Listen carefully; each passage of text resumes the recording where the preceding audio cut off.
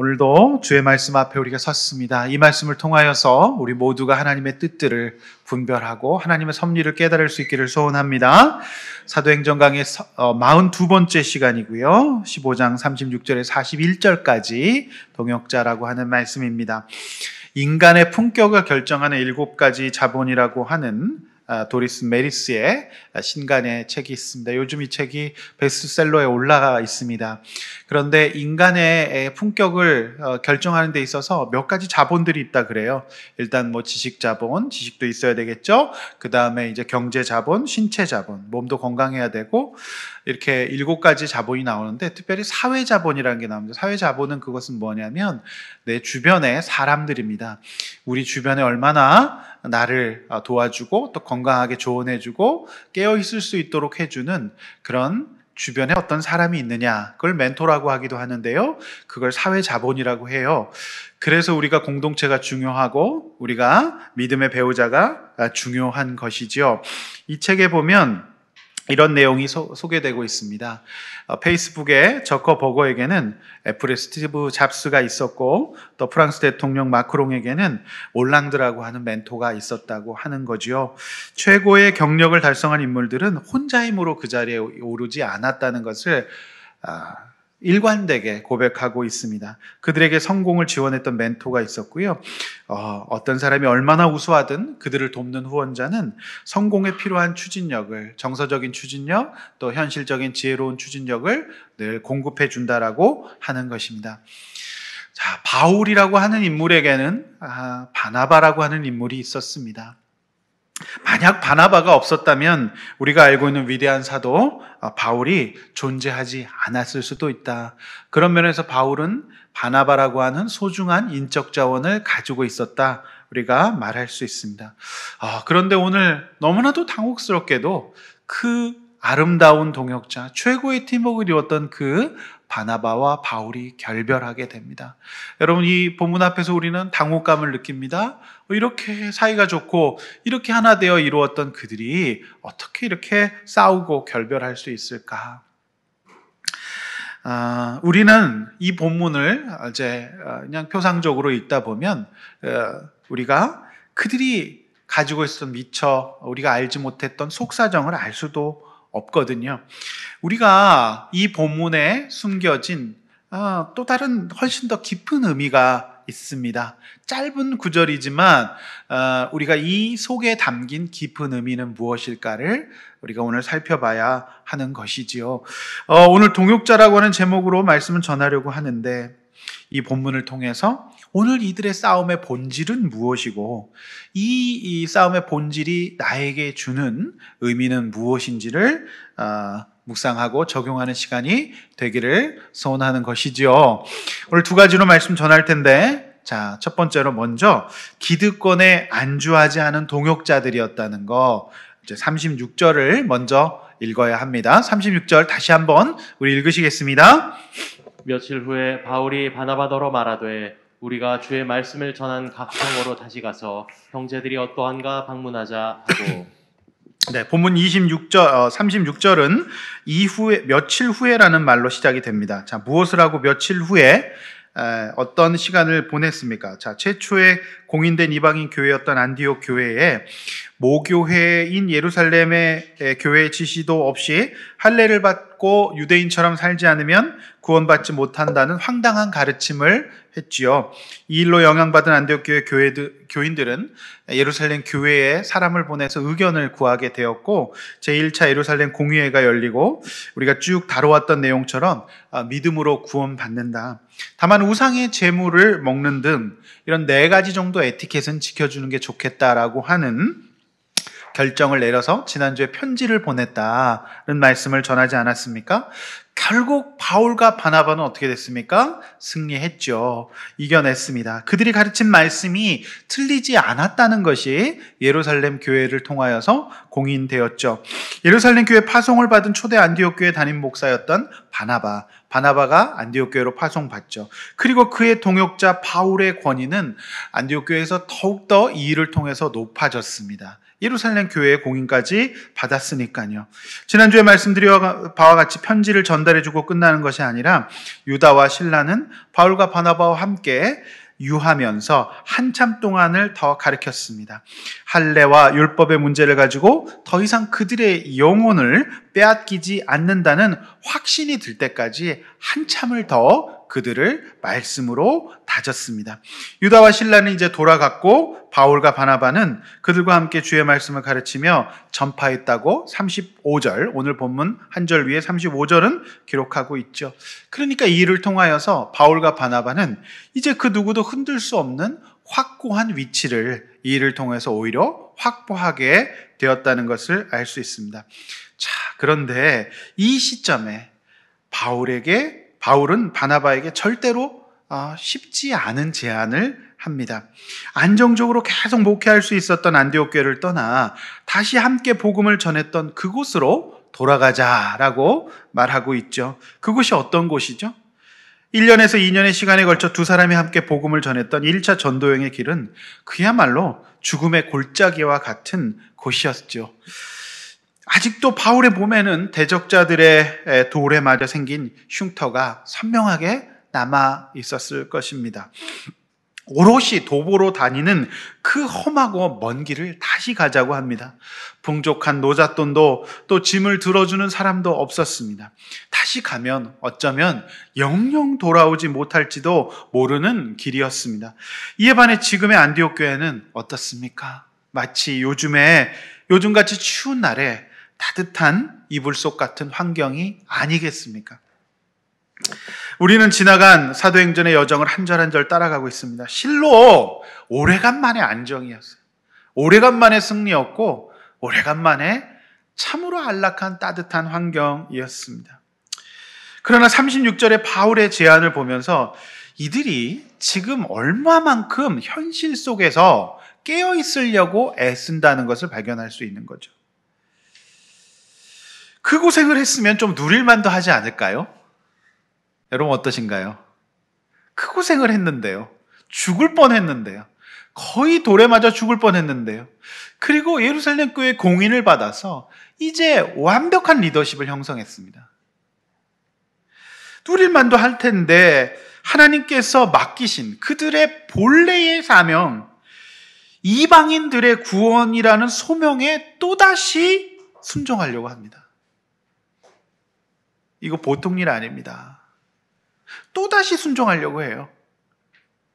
현실의 안락함 속에 그 사명을 미루거나 잊어버릴 수도 있었어요. 그 첫 부르심을 잊어버릴 수 있을 법한 이때에 이들은 이제 자신의 모든 기득권을 내려놓고 또다시 개척자의 길을 가려고 하는 것이죠. 이 제안을 바울이 먼저 합니다. 본문에 보면 그런데 바나바 역시 그 제안을 주저함 없이 받아들여요. 역시 이 둘은 하나님 앞에서 준비된 그런 사역자였다. 훌륭한 사역자였다. 이렇게 보였습니다. 방문의 목적은 안디옥 교인들은 이만하면 됐다. 충분히 말씀으로 다졌고 이제 율법 문제를 정리했기 때문에 이제 되었다. 그래서 이제 또 다른 목회자를 세우고 이제 1차 전도 여행에서 복음을 전했던 형제들을 이제 다시 말씀으로 다져야 된다는 생각을 갖게 된다는 것이죠. 저는 이 본문을 보면서 우리 조선의 최고의 학자라고 하는 여러 학자들이 있지만 다산 정약용이라고 하는 분이 계십니다. 그분은 이제 탁월한 재주로 천재 소리를 어려서부터 들었고요. 성균관에 들어가서도 뛰어난 재주로 이제 왕의 정조죠. 눈에 들어서 과거에 급제하면서 일찌감치 관직의 길로 들어섰습니다. 정조왕의 총애를 받으면서 그는 40이 채 못된 나이에 형조 참의 최고의 자리에 오르며 정점을 찍게 됩니다. 그러나 이제 이 또 정쟁에 휘말리면서 그가 이제 다시 귀양 가게 되죠. 그러면서 이 다산 정약용은 그렇게 얘기를 했습니다. 과거 화려했던 자신의 과거를 나를 잃어버렸던 시간이다라고 말을 하고 있어요. 출세 가도를 달리고 있을 때 본인이 어떤 학문적인 부르심, 그 다음에 어떤 그 학자로서 이런 것들, 연구자로서의 그 부르심을 잊어버리게 됐다. 나를 잃어버린 시간이라고 말하고 있습니다. 그러니까 조윤재 씨가 지은 다산의 마지막 습관이라는 책이 있는데요. 그 책에 보면 이렇게 기록이 되어 있습니다. 바로 나라는 것은 그 성품이 너무 잘 달아난다. 그래서 이 드나들매 일정한 법칙이 있는데 아주 친밀하게 붙어 있어서 나를 배반하지 못할 것 같지만 잠시라도 나를 살피지 않으면 어느 곳이든지 이 나가 도망간다라고 하는 거예요. 그래서 이익으로 유도하면 그 나의 본질이 떠나가고 위험과 재화가 겁을 주오면 또 떠나가고 그 다음에 새카만 눈썹에 흰 이를 가진 미인의 요염한 모습만 보아도 나를 잊어버린다라고 하는 거예요. 정신줄을 놓는다는 얘기죠. 그런데 한 번 가면 돌아올 줄 몰라서 붙들어 만류할 수가 없는데 이렇게 얘기해요. 이게 중요한데요. 세상에서 나보다 더 잃어버리기 쉬운 것이 없다라고 얘기를 했어요. 우리가 그리스도인의 정체성을 갖고 있는데 여러 가지 환경 앞에서, 현실 앞에서 우리의 우리의 본질을 잊어버린다라고 하는 겁니다. 특별히 새카만 눈썹에 흰 이를 가진 미인의 요염한 모습이라고 봤을 때 조선시대의 미인의 기준이 새카만 눈썹에 흰 이빨이었던 것 같습니다. 재미없습니까? 네. 그래서 학자들이 그런 기생 앞에서 무너진다라고 하는 거예요. 그러면서 어찌 실과 끈으로 매고 빗장과 자물쇠로 잠가서 지키지 않을 수 있겠는가 이렇게 얘기를 해요. 네. 그러니까 선비가 현실 앞에서 선비의 본질을 잃어버리기 쉽다라고 하는 겁니다. 여러분, 사랑하는 성도 여러분, 저는 이 선비의 나라는 것이 무엇일까를 우리가 적용해야 된다고 생각하는데 우리에게 나라는 것은 바로 그리스도인의 정체성이죠. 하나님을 예배하고 하나님 앞에 쓰임받아야 되는 그 나가 우리의 현실 앞에서 너무너무 잃어버리기 쉽다라고 하는 겁니다. 바로 사도 바울과 바나바는 그들의 즉 안디옥 교회에서 안주하지 않고 자신들을 향한 분명한 하나님의 부르심에 순종하는 거였어요. 그런데 그들의 그들의 본래 부르심을 잊어버릴 수 있는 환경이잖아요. 안디옥 교회에 승리하고 이제 그들의 권위가 높아졌던 환경 아니겠습니까? 여러분, 그들은 깨어있지 않으면 너무나도 잃어버리기 쉬운 것이 바로 그들의 첫 부르심, 바로 그들의 인생의 본질이었기 때문이에요. 타사는 결국 잃어버린 나를 어디서 찾냐면 머나먼 유배지 바닷가 해남 땅끝 마을 다산 조당에서 찾게 돼요. 그래서 그는 내가 진짜 학자로서 이 땅에 온 것은 출세가도를 달리는 것이 아니라 백성들을 깨우고 돕는 수많은 저술과 책들을 남기는 것이라고 해서 다산은 다산 초당에서 정말 그 우울해서 삶의 가치를 잊어버리고 어쩌면 최악의 절망에서 포기할 수 있는 상황 속에서 엄청나게 많은 저술들을 남기게 됩니다. 그래서 우리에게 이제 남아있는 것이죠. 그는 근처에 알고 있던 지인이었던 영암군수 이종명에게 이렇게 편지했다 그래요.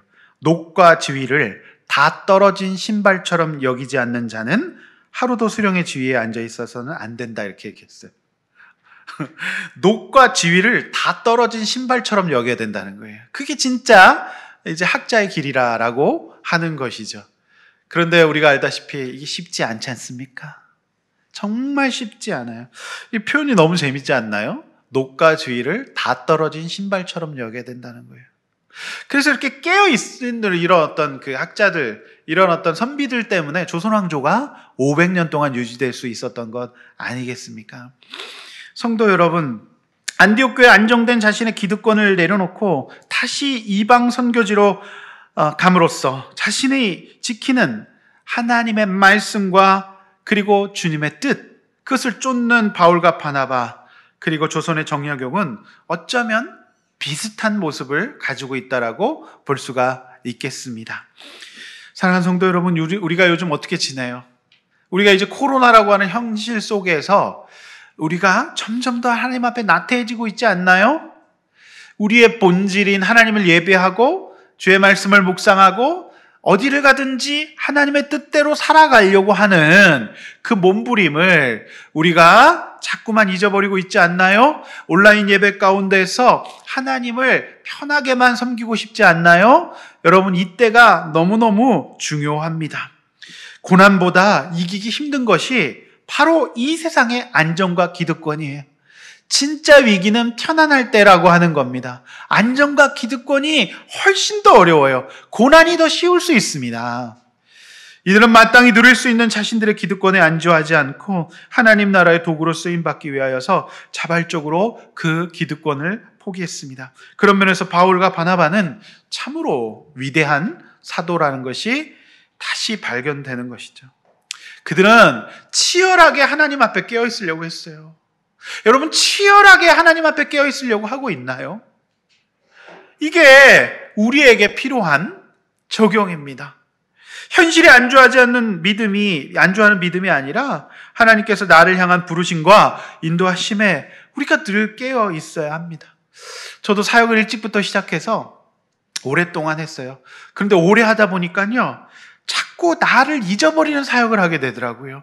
하나님 앞에서 내 부르심과 내 복음의 야성보다는 그저 사람에게 잘 보이고 사람에게 눈치를 보고 그 다음에 자꾸 잘 되는 것, 막 그런 것만 생각하더라고요. 이건 아닌데 싶은데 그런 일을 하게 되더라는 것입니다. 그래서 저는 나를 잃어가는 사역이 너무너무 힘들었고 걱정이 됐어요. 그게 어쩌면 제가 교회를 개척하게 되는데 또 하나의 어떤 동기가 되었다라고 저는 이 본문을 보고서 좀 생각하게 되었습니다. 여러분, 사역자들도 나를 잃어가는 일들이 점점 더 많거든요. 현실이 안락하고 편하거든요. 그냥 버티면 되거든요. 저는 그러려면 차라리 사역보다 다른 일을 해야 된다고 생각합니다. 그건 아니라고 생각하는 것이죠. 여러분, 나눔과 적용입니다. 안락함과 익숙함에 안주하면서 잃어버린 나의 믿음은 무엇입니까? 뭘 잊어버리셨나요? 또 바나바처럼 주저함 없이 동역하기로 결단하지 못하는 이유는 무엇입니까? 바울이 가자고 했을 때 바나바가 주저없이 동의한다는 거예요. 무엇 때문에 여러분 믿음 생활에 어떤 한계를 짓고 있습니다. 무엇 때문에 안주하고 있습니까? 여러분, 이 말씀을 우리 한 절의 말씀 속에서 우리가 잘 묵상해야 합니다. 많은 교훈을 담고 있는 거죠. 자, 오늘 두 번째, 이제 오늘 본문의 핵심적인 이슈가 되겠습니다. 자, 하나님의 부르심에 충실한 동역자였는데요. 37절에서 41절까지 본문을 다시 한번 정독하십시다. 네, 읽으시겠습니다. 바나바는 마가라 하는 요한도 데리고 가고자 하나 바울은 밤빌리아에서 자기들을 떠나 함께 일하러 가지 아니한 자를 데리고 가는 것이 옳지 않다 하여 서로 심히 다투어 피차 갈라서니 바나바는 마가를 데리고 배 타고 구브로로 가고 바울은 실라를 택한 후에 형제들에게 주의 은혜의 부탁함을 받고 떠나 수리아와 길리기아로 다니며 교회들을 견고하게 하니라. 네, 아멘. 자, 바나바는 쉽게 받아들이기 어려운 바울의 제안을 한치의 망설임도 없이 받아들였습니다. 그러나 본문 37절에서는 바나바는 선교팀에 자신의 사촌 동생이었던 마가라 하는 요한을 데려가자라고 이제 바울에게 제안합니다. 그러나 38절에서 바울은 이러한 바나바의 제안을 거절하지요. 우리가 지난 사도행전 13장 13절에서 보았던 것처럼 이제 막 시작하는 선교여행길에서 바울의 생질, 조카였던 바나바의 생질이었죠. 그가 갑자기 이탈하여서 돌아가 버립니다. 그래서 이제 선교팀에 찬물을 끼얹었잖아요. 기억하시죠? 13장 13절입니다. 일로 인하여서 바울은 마가와의 동행을 반대합니다. 자, 결국 이들은 39절에서 심히 다투어 갈라서게 되는 파국을 맞이하게 됩니다. 그리고 바나바는 그의 뜻대로 마가를 데리고 배를 타고 고향 구브로로 가고 바울은 예루살렘에서 파송했던 선지자 실라를 동료로 선택하여서 육로로 걸어서 안디옥에서 위쪽으로 해서 수리아와 길리기아를 통해서 방문을 하게 되는 것이죠. 전도지를. 자, 사도행전을 읽는 저와 여러분, 이 사도행전을 읽는 독자들은 이 대목에서 매우 큰 당혹감을 느낍니다. 안 당혹스럽습니까? 이상하잖아요. 이렇게 의기투합이 돼가지고 바로 가자고 했는데, 그리고 진짜 이거는 전우잖아요. 2년 동안의 전도여행에서 얼마나 많은 일을 겪었습니까? 이거는 피를 난 형제보다 더한 전우가 됐어요. 전우회로 뚫뚱 뭉쳤어요. 그런데 이들이 갑자기 왜 이러는 걸까요? 왜 이러는 걸까요? 도대체 어디서부터 무엇이 잘못된 것일까요? 이거 어떻게 해석해야 될까요? 누가 잘못한 것일까요? 이런 의문을 가지게 됩니다. 또는 모든 인간은 죄인이므로 이들도 어쩔 수 없는가 보다. 성령이 충만한 사도들도 싸울 수 있는가 보다. 이렇게 해야 될까요? 이 마지막 이 의견을 갖고 계시는 분들도 꽤나 많습니다. 그런데 우리는 이 사도행전을 읽는 독자들은 이 대목에서 당혹감을 느껴도 우리가 이 사건 속에서 이 사건의 본질은 무엇일까를 파악하기 위해서는 몇 가지를 더 고려해야 되는데요. 우리가 섣불리 판단하기보다는 본문을 다시 한번 읽을 뿐만 아니라 바울 서신 전체를 통해서 이들이 이후에는 어떤 관계였고 또 이후에 이들의 결정이 어떤 영향을 미쳤는지를 전체를 고려하면서 이제 봐야 돼. 단순히 싸웠다. 나도 싸울 수 있다. 그래서 우리는 헤어져야 된다. 이거보다는 이 본문의 본질적인 의미가 뭔지를 바울 서신 전체를 보면서 봐야 돼요. 꽤 시간이 걸리는데요. 한 3가지 정도를 저는 더 묵상해 봐야 된다고 생각해요. 그래서 여러분 주보 요약제도 나와 있지만 3가지 정도를 이 본문을 이해하는 본질적인 내용이라고 이제 볼 수 있습니다. 첫 번째는 바울과 바나바는 그 부르심이 좀 달랐어요. 부르심이 좀 달랐다는 거예요. 자, 바나바는 왜 그의 생질, 즉 조카 마가라는 요한을 고집했을까요? 결국 바나바는 마가 요한을 데리고 구브로 섬으로 갔어요. 1차 전도여행의 처음 출발지였죠? 목적지였죠? 배 타고 구브로 섬으로. 그래서 여기에는 하나님께서 바나바를 향한 조금은 특별한 부르심이 있다는 것을 알 수 있습니다. 자, 사도행전에는 바나바가 먼저 등장해요. 바나바보다 조금 후에 바울은 기독교인을 핍박하는 잔인한 살인자로 등장하잖아요. 그러니까 기득권은 사실은 바나바에게 있었습니다. 근데 모든 사람이 사울을 무서워하고 그의 곁에 있으려고 하지 않았을 때 바나바는 그때부터 이 한 영혼, 실패했지만 다시 재기할 수 있는 이 한 영혼을 바라보면서 그를 도왔어요. 그래서 그게 이제 바나바의 부르심이었어요. 실패한 영혼들에 대한 부르심. 그래서 아무도 사울을 만나려고 하지 않을 때 예루살렘 교회에 보증을 써준 사람이 누굽니까? 바나바였어요. 내가 보증하니까 이 형제를 받아들이자. 이렇게 얘기했어요. 자, 사도행전 9장 26절, 27절 말씀 한번 우리 읽어보시겠습니다. 읽어보겠습니다. 시작. 사울이 예루살렘에 가서 제자들을 사귀고자 하나 다 두려워하여 그가 제자됨을 믿지 아니하니 바나바가 데리고 사도들에게 가서 그가 길에서 어떻게 주를 보았는지와 주께서 그에게 말씀하신 일과 다메섹에서 그가 어떻게 예수의 이름으로 담대히 말하였는지를 전하니라. 자, 읽어보신 바와 같이 바나바는 이처럼 실패하고 실수한 것처럼 보이는 한 영혼에 대한 애통함과 궁휼함이 있었던 것 같아요. 많은 사람들이 바울을 주목하지만 사실 바울의 인생에서 바나바와 같은 인적 자원이 없었다면 그는 품격 있는 그리스도인이 되기 어려웠을 것으로 보입니다. 저는 바나바가 더 인격이 훌륭하다라고 보는 것이죠. 여러분, 하나님 바로 그런 일을 이 바나바를 독특하게 사용하셨어요. 이뿐만이 아니라 예루살렘에 결국 적응하지 못하고 사울이 고향 다소로 내려가서 자그마치 13년의 칩거 생활을 하죠. 잘 나가던 그였는데 예수 만나고 고향으로 들어가서 그냥 세월을 보냅니다. 그 기간이 이 바울에게는 굉장히 소중한 자기를 성찰할 수 있는 기간이었다고 말씀드렸죠. 그런데 그 13년 동안 고향에 칩거하면서 은둔하고 있었던 사울을 찾아줬던 사람 또 누굽니까? 바나바예요.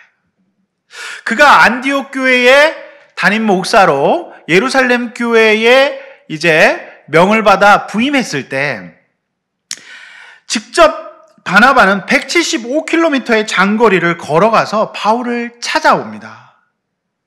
이거 아무나 할 수 있는 일들 아니에요. 우리가 여러분 누구 전도하기 위해서 지속적으로 문자 보내주는 일도 쉬운 일 아닙니다. 175km를 육로로 걸어가서 찾아줘요. 여러분 그때 바울은 어떤 목회 경력도 없었던 사람이에요.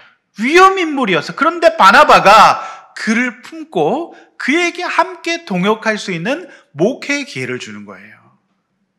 대단하지 않습니까? 그런데 더 기가 막힌 게 있어요. 둘이 함께 전도여행을 떠나죠. 리더십이 사실 바나바에게 당연히 있겠죠. 그런데 우리가 1차 전도여행을 통해서 봤을 때 리더십이 자연스럽게 누구에게 이양되는 것을 볼 수 있습니까? 바울이에요. 여러분 사람이 역할을 바꾼다는 게 쉬운 일 아닙니다. 많은 직장인들이 머리에서 뚜껑이 열릴 때가 언제냐면 후배가 자신보다 먼저 승진했을 때예요. 그렇지 않습니까? 동기가 자신보다 잘 나갔을 때예요. 진짜 쉽지 않아요. 그런데 바나바는요, 바울을 위해서 그렇게 해요. 그 역할을 해줘요. 그러니까 이 바나바는 이 바울이라고 하는 사람이 마가라고 하는 이제 사촌 동생 생질도 친척도 아니었어요.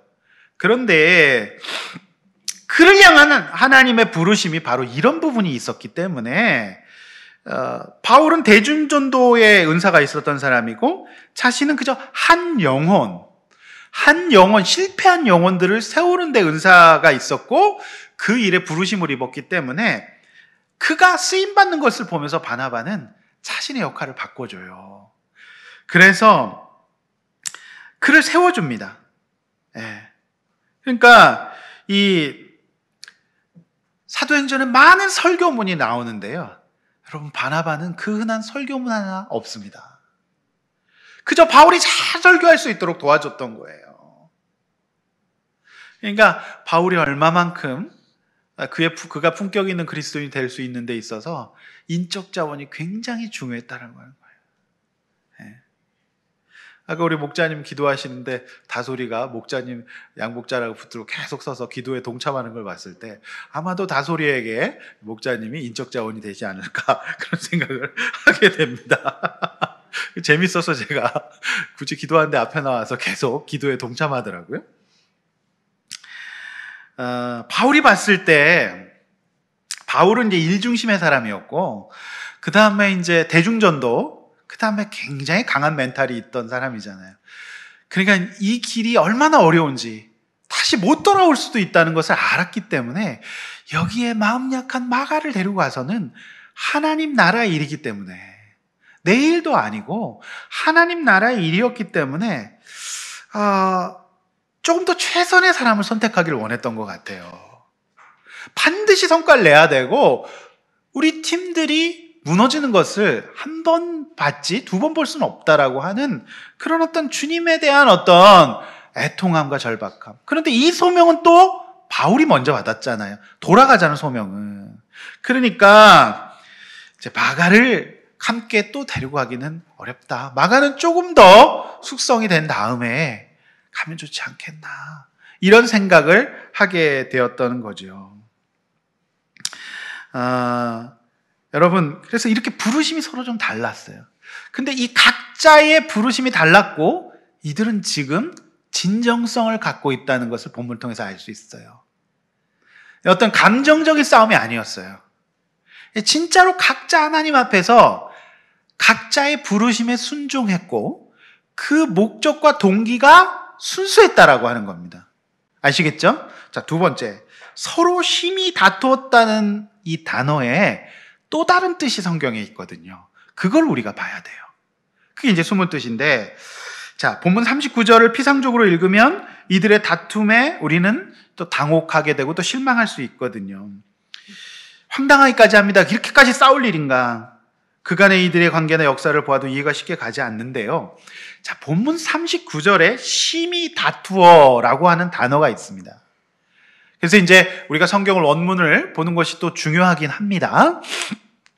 자, 이 심히 다투어라고 하는 단어의 원어의 의미가 파로시스모스라고 하는 건데요.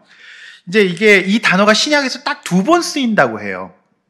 어디 쓰이냐면 오늘 본문 이제 29절과 그 다음에 히브리서 10장 24절에 쓰여요. 같은 단어가 딱 두 번 쓰이는데, 자, 우리 히브리서 10장 24, 25절 말씀을 한번 읽어보면 같은 단어가 어떤 용례로 사용되고 있는지를 알 수 있어요. 한번 본문 읽어보겠습니다. 시작. 서로 돌아보아 사랑과 선행을 격려하며 모이기를 피하는 어떤 사람들의 습관과 같이 하지 말고 오직 권하여 그날이 가까움을 볼수록 더욱 그리하자. 아멘. 네. 사랑과 선행을 더욱 격려하고 모이기를 피하는 사람들의 습관과 같이 하지 말고 더욱더 그날을 볼수록 그렇게 하자라고 하는 거거든요. 근데 여기에서 격려라고 하는 단어가 바로 같은 단어예요. 예. 이게 바로 파로시스모스인데 서로 격려하고 긍정적이고 영적인 자극을 뜻해요. 예. 그러니까 치열하게 여러분 포기하지 말고 끝까지 자극을 줬던 거예요. 예. 그 뜻도 맞다. 그런데 형제님, 이런 맥락으로 한번 요번에 적용하면 안 될까요? 근데 그 상대를 무시하고 감정적으로 화를 내고 이런 거라기보다는 그 각자의 부르심의 입장에서 순수하게 끝까지 격려했던 거예요. 그러니까 일종의 단순한 싸움을 넘어서는 강호의 이 어떤 그 고수들의 칼싸움 정도라고 볼 수 있는 거죠. 그러니까 영적인 도전이라 격려라고 해석할 수 있다라고 하는 거예요. 예. 그러니까 영어 성경은 이 표현이 어떻게 되냐면 sharp disagreement라, disagreement. 그러니까 샤프한 이 어떤 불일치, 즉 날카로운 불일치였다는 거예요. 그러니까 이들이 지금 이 논쟁을 하고 있는 데 있어서는 굉장히 샤프했던 거예요. 지저분한 감정 싸움, 어떤 자존심 싸움 이게 아니었고 각자의 부르심에 충실했던 그들의 인생에 샤프하게 이렇게 하면 어떨까요? 라고 하면서 그렇게 본인의 인생의 모든 삶의 경험들, 그 다음에 그렇게 인도해왔던 그들의 입장에서 그들이 이렇게 서로 강하게 도전하는 거예요. 근데 이 시제는 미완료형이에요. 그러니까 사실은 그치지 않고 계속해서, 왜냐하면 그렇게 살아왔기 때문에 한 영혼을 바나바는 포기하지 않았어요. 특별히 실패한 영혼을요. 저는 이 본문을 보면서 좀 공감이 돼요. 한 번도 가보지 않았던 길로 한번 가보면 어떻겠느냐. 그래서 제가 이걸 언제 공감하냐면 제가 목양할 때와 상담할 때 많이 공감합니다. 끊임없이 공감하는 거죠. 끊임없이 고민하는 거예요. 끊임없이 도전하면서 이렇게 한번 가보면 어떻겠느냐라고 얘기를 해요. 그런데 그 말을 듣는 사람은 잘 변하나요? 잘 안 변하죠. 그러니까 이 본문에 파로시스모스라고 하는 단어가 그거예요. 바로 그 뜻이라고 하는 거죠. 자기 주장을 되풀이하면서 그냥 상대방을 제압하려고 하는 거 아니었다는 겁니다. 우리가 이제 부모님들이 자녀들을 대할 때 바로 이렇게 하게 돼요. 끝까지 포기하지 않고 권면하죠. 또 부부는 어떻습니까? 서로 본인의 기질과 성품과 살아온 역사에 따라서, 본인의 은사에 따라서 배우자에게 계속 이렇게 권면하죠. 그런데 듣습니까? 안 듣습니까? 안 듣죠? 그런데 이들이 왜 끝까지 얘기를 합니까? 바로 내 배우자고 내 자녀이기 때문에 하는 거예요. 그러니까 사랑과 관심을 전제로 했기 때문에 하는 겁니다. 그렇지 않습니까? 많은 이 성품이 다른 부부들이 이 본문을 보면서 위로받으시기를 바랍니다. 아시겠습니까? 네. 진짜 저는 이제 내담자들과 상담을 하면서도 이거 많이 느껴요. 저는 끊임없이 도전하는 거예요. 이 길로 한번 가보지 않겠습니까? 자, 사랑하는 성도 여러분, 만약 이들이 어떤 돌이킬 수 없는 단순한 감정적인 싸움을 했다고 한다면, 여러분, 이 아래의 기록들, 제가 이제 몇 구절 계속 띄워줄 텐데, 아까 말씀드렸죠? 이 사건의 본질을 이해하려면 바울 서신 전체를 봐야 된다라고. 이들이요, 서로 그냥 막 싸운 것이 아니라 상대의 다른 주장 속에서 우리가 서로 하나님 앞에 바로 서 있고 하나님의 뜻을 한번 깨달아 보자라고 이렇게 서로를 끊임없이 격려해 주었던 겁니다. 이 의미로 우리가 봐야 되는데요. 자, 마가가 사도 바나바가 그렇게 강조했던 마가가 역시나 바나바의 양육을 받고 나중에 사도 바울의 사역을 돕는 사람이 됩니다. 그러니까 바나바의 주장도 맞았고 바울의 주장도 맞았던 거죠. 각자가 다른 부르심이었던 거예요. 그래서 이제 세 번째 얘기했지만 이 바울의 선택이 또 바나바의 선택이 각각 일리가 있었다는 것이 하나님의 섭리에서 이제 우리가 설명이 됩니다. 그건 이제 세 번째 설명이고요. 자, 오늘 이들이 이후에 어떤 관계였는지, 그러니까 안 볼 생각하고 싸운 게 아니라는 거를 이 구절들을 통해 알 수 있습니다. 몇 가지 구절입니다. 먼저 베드로전서 5장 13절 읽어보시겠습니다. 시작. 택하심을 함께 받은 바벨론에 있는 교회가 너희에게 문안하고 내 아들 마가도 그리하느니라. 자, 여기서 마가가 바나바가 양육했던 그 마가예요. 그러니까 이들이 서로를 그렇게 싸우고 끝났다면 바나바가 양육했던 마가가 이렇게 소중한 사람이 될 수 없었겠죠? 바울에게. 자, 그 다음에 골로새 4장 10절입니다. 시작. 나와 함께 갇힌 아리스타고와 바나바의 형제 마가와 이 마가에 대하여 너희가 명을 받았음에 그가 이르거든 영접하라. 마가가 같이 바울과 동역하다가 감옥에 갇혀요. 그래서 마가가 너무 고마워서 마가를 영접해달라고 얘기를 해요. 자, 디모데후서 4장 11절 봅니다. 누가만 나와 함께 있느니라. 내가 올 때 마가를 데리고 오라. 그가 나의 일에 유익하니라. 마가를 데리고 오라 그래요. 마가를 데리고 오라. 자, 빌레몬서 1장 23절 읽습니다. 그리스도 예수 안에서 나와 함께 갇힌 자 에바브라와. 네. 다음 절도 있습니다. 네. 다음 절 제가 읽어드릴게요. 에바브라와까지 봤죠? 네. 또한 나의 동역자 마가 그리고 아리스타고 데마 누가가 함께 문안하니라 이렇게 적혀 있습니다. 자, 고린도전서 9장 6절에 보면요. 바울과 바나바는 여전히 동역의 신뢰의 관계 가운데 있었다라고 얘기하고 있습니다. 이를 통해서 우리가 알 수 있는 건 뭐예요?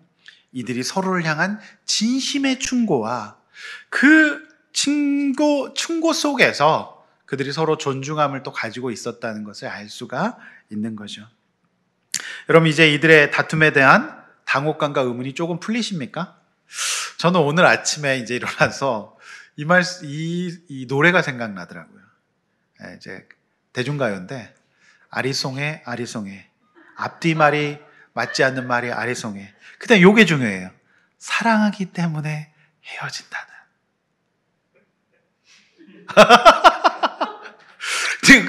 여러분, 저는 사실 사랑하면 안 헤어진다는, 사랑하기 때문에 헤어진다는 이라는 그 가사가 바로 이런 경우구나. 그럴 수도 있구나. 진짜 이들은 너무 하나님을 사랑했고 각자에 대한 존중이 있었기 때문에 그렇게 했던 것 같아요. 네. 설교 계속 생각하다 보니까 별 생각이 다 나. 사랑하기 때문에 헤어진다는. 그건 좀 옛날 노래고요. 또 물론 이 노래도 옛날 노래지만 유재하라고 하는 가수가 사랑하기에 헤어진다는 그 말 나는 믿을, 이거 맞나? 유재하인가? 이정서. 예, 죄송합니다. 네, 어쨌든 막 그 노래가 막 사랑하기 때문에 헤어진다느니 맞을 수도 있구나. 예, 그래서 대중가요는 시대의 정서를 반영하고 있다라고 하죠. 옛날이죠. 요즘 제가 노래를 안 듣다 보니까 옛날 노래밖에 생각이 안 나요. 자, 세 번째입니다. 이 본문을 이해하기 위해서 또 다른 한 가지 측면의 깊은 의미가 하나님의 섭리의 측면을 안 볼 수가 없어요. 자, 바울과 바나바는 결국 갈라집니다. 그러나 이 갈라짐은 인간인지라 왜 거절의 감정이 없었겠습니까? 그런데 이들은 말씀드렸듯이 단순한 감정의 싸움이 아니라 서로의 어떤 부르심에 대한 존중이 있었는데 또 다른 부르심에 한번 응해보라고 하는 권면을 했던 거죠. 그래서 그런데 이 서로의 어떤 권면과 자극 속에서 하나님의 섭리를 볼 수 있어요. 그러니까 사도 바울과 바나바도 미처 깨닫지 못했던 것인데요. 자, 우리 사도행전 9장 15, 16절에는 이런 말씀이 있었잖아요. 주께서 이르시되 가라. 이 사람은 내 이름을 이방인 임금들과 이스라엘 자손에게 전해주기 위한 나의 택한 그릇이라. 그러니까 바울의 부르심은 이방인들의 구원이었어요. 그러니까 그가 안주하지 않았잖아요. 그런데 여러분 잘 보십시오. 이 사도 바울조차 첫 번째 목적지가 또 다른 이방인들이 있는 유럽 지역, 고린도나 에베소나 이런 지역에 대한 고려가 지금 없어요. 사도 바울조차.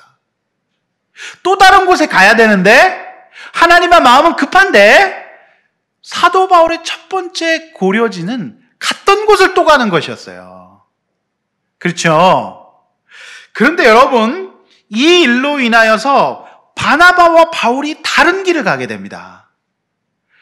바나바는 그의 부르심 쫓아서 다시 한번 다지러 가게 되는 거고요. 새로운 전도지에 대한 계획이 바울조차 없었는데 이 일을 통해서 바울은 구브로로 가는 배편을 1차 전도여행 때 갔잖아요. 그건 바나바가 가고 안디옥 교회에서 위쪽으로 육로를 거쳐서 험한 길이었어요. 그래서 이 길을 엄청 험하기 때문에 사실 마가가 가면 또 실패할 가능성이 있는 길이었어요. 그런데 강령 멘탈에 모든 것이 준비된 신라라고 하는 사람이 왔었단 말이에요. 그러니까 이 신라와 함께 육로로 그 지역을 갑니다. 여러분, 그런데 더 정말 기가 막히는 것은 그 육로 지역을 통해서 갔던 지역, 비시디아 안디옥 지역 있잖아요. 버가와 뭐 이런 지역을 가서 아시아 대륙의 끝까지 이르릅니다. 그런데 그때 성령께서 우리를 건너와서 도우라는 말씀을 들어요. 그래서 아시아 대륙의 끝에서 지금의 터키 지역에서 배를 타고 유럽 지역으로 넘어가게 돼. 이게 2차 전도 여행이에요. 여러분 잘 생각해 보십시오. 이들이 각자 하나님 앞에 선한 뜻을 갖고 있었고, 그리고 이들이 은사에 충실했고, 그리고 기득권을 내려놓는 적용들을 하고 있었기 때문에 우리가 볼 땐 싸운 것으로 보이지만 이 일을 통하여서 하나님은 제2차 전도 여행 유럽 지역의 복음화까지도 계획하고 계시는 큰 틀에서 하나님의 섭리를 볼 수 있었다는 것이죠. 할렐루야. 사랑하는 성도 여러분, 1500년도 종교개혁 시대에 루터가 종교를 개혁했는데 흑사병이 왔어요. 성도들이 죽어나가는 거예요. 3분의 1이 죽어나가는 거예요, 도시 인구에. 그때 하나님의 섭리와 뜻을 이 루터가 믿었겠죠. 그리고 내주는 강한 성이요라고 하면서 그는 환자들을 돌봤습니다.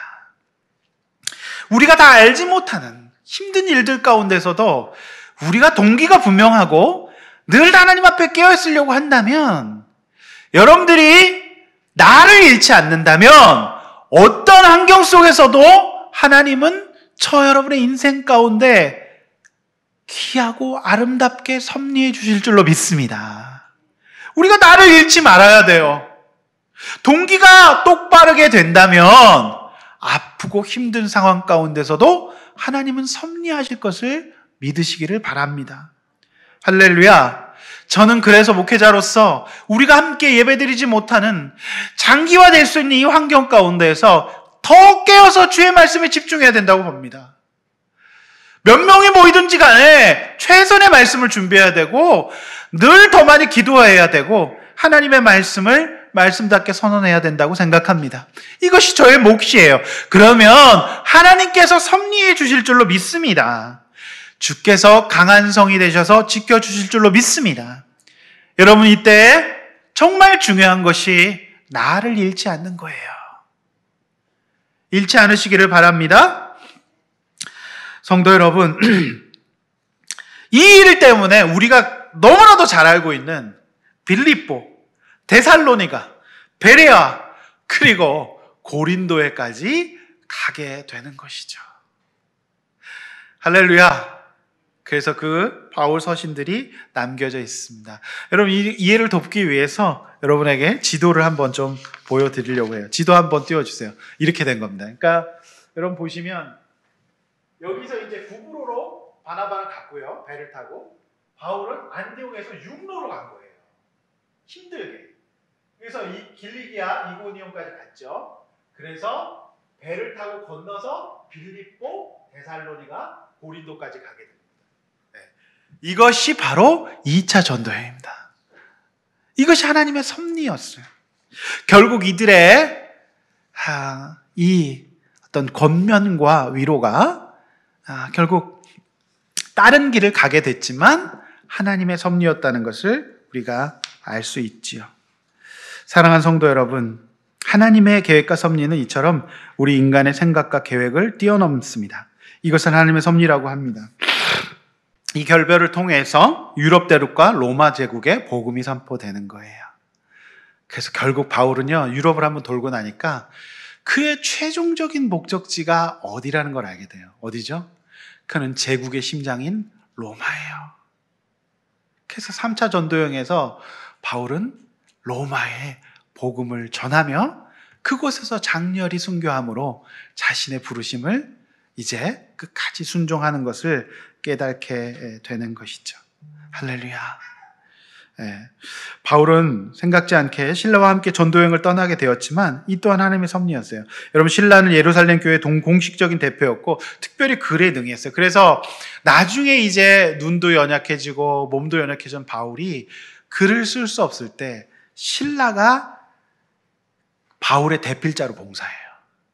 그러니까 이 조합이 맞았던 거지요.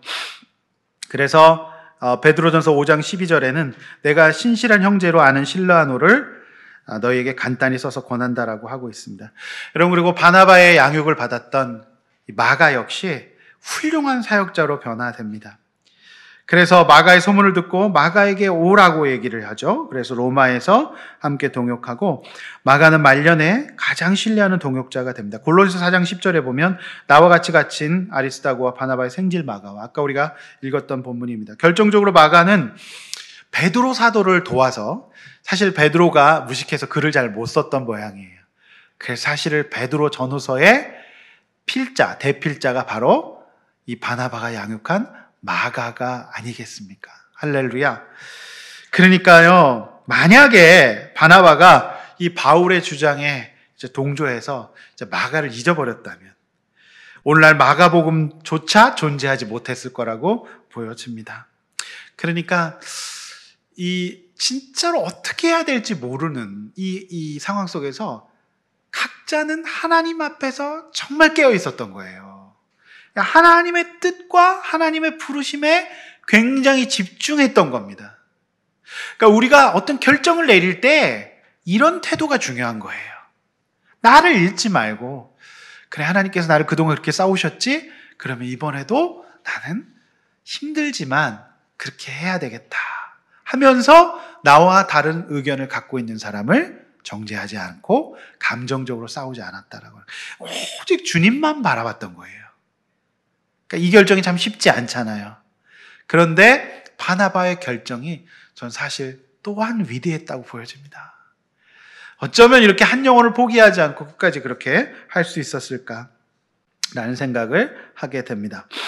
나와 생각이 다르다고 해서 실수했다고 해서 그 사람 역시 하나님이 사랑하시고 하나님께서 사용하시는 주님의 도구로 하나님의 백성들이라는 것을 우리는 믿어야 합니다.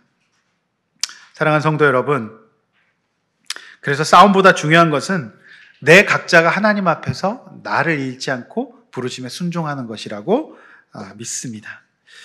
한 사람을 세웠던 바나바의 삶이나 수많은 사람을 전도했던 바울의 삶이나 여러분, 하나님 앞에서는 우열을 가릴 수 없는 절대적인 가치를 가지고 있는 사역입니다.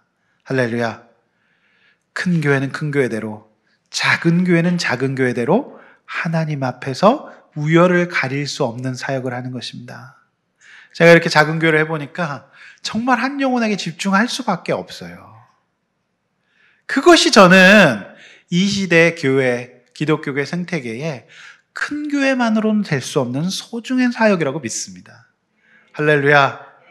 오늘도 우리 원불교 진섭 형제가 왔습니다. 나는 너무 고맙습니다. 난 진짜로 형제가 사실 저랑 3번 약속했거든요. 근데 3번이 지났거든요. 근데 오늘 이렇게 제가 눈을 떠보니까 앉아있네요. 그래서 너무 감사하고 오늘 우리 진섭 형제 너무 고맙습니다. 무슨 믿음이 있겠습니까? 근데 사실 이렇게 와서 말씀을 듣는데 성령께서 우리 저 영혼을 향하여서 제가 좀 집중하라고 하시는 말씀 같아서 감사합니다. 어저께도 정말 조심스럽게 문자를 보내면서 두렵고 떨리는 마음으로, 무슨 연애하는 것도 아닌데 왜 이렇게 어떻게 읽을까 하면서 이렇게 조심스럽게 문자를 보내는 거예요. 근데 저 한 영혼이 귀하잖아요. 저 한 영혼이 예수 믿고 구원받고 하나님 앞에서 참으로 비교 없는 인생, 저 인생에 대한 부르심을 쫓아간다면 절대 감사, 절대 기쁨, 절대 행복을 누릴 수 있지 않을까요? 결국에는 하나님 앞에서는 해피엔딩이에요. 모든 사람이 하나같이 행복할 수 있는 길이에요. 그래서 전에는 무슨 행복한 교회 이런 교회 되게 무시했는데 행복한 거예요. 바울과 바나바 역시 다 해피엔딩으로 끝나잖아요. 저는 그래서 이 교계 생태계가 좀 더 작은 세포로 나눠지고 건강한 작은 교회들이 많아야 된다고 봐요. 할렐루야. 저 여러분의 인생이 참으로 주님께서 섭리하신 인생 되기를 소원합니다. 할렐루야. 아멘. 그리고 우리가 끝까지 이 부르심과 이 초심을 잃지 않을 수 있길 원합니다. 그래서 어쩌면 하나님께서 이 코로나의 때를 조금 더 길게 끌고 가실 수도 있을 것 같아요. 그러나 내주는 강한 성이요 방패와 병기 되시니 찬송하면서 하나님께서 나의 부르심에 순종하고 집중한다면 오늘날 이러한 어떤 불편함과 논쟁과 다툼 속에서도 정확한 하나님의 인도하심 받아갈 수 있을 줄로 믿습니다. 여러분의 사회생활과 여러분의 직장생활과 여러분의 가정생활에서 내가 무엇에 집중해야 되는가? 나를 잃어버리면 다 잃어버리는 거예요. 명심하시기를 바랍니다. 이렇게 한번 나눠보십시오. 나와 생각이 다른 사람들을 비판하며 정죄하는 사람은 아닙니까? 하나님의 부르심에 비교하지 않고 나를 잃어버리지 않고 묵묵히 순종하십시오. 그러면 그것이 여러분에게 하나님의 뜻을 분별하고 살아남을 수 있는 길을 제공할 줄로 믿습니다. 말씀을 맺습니다. 바나바는 이후에 사도행전에 사라지지만 그러나 자신의 사명을 다한 위대한 사도였어요. 사도행전의 포커스가 바울에게 맞춰주지만 바울 역시 자신의 주어진 사명을 감당하면 그만이었습니다. 여러분, 싸움이 아니라 애통함을 가지고 서로에 대해 권면하며 상한 감정을 품지 않고 하나님 나라에서는 바울도 바나바도 모두 하나님의 귀한 종이라는 것을 잊지 말고 하나님 앞에서 나를 잃지 않고 살아가는 이 코로나 2.5의 때가 되기를 주의 이름으로 축원합니다. 찬송하고 기도하겠습니다.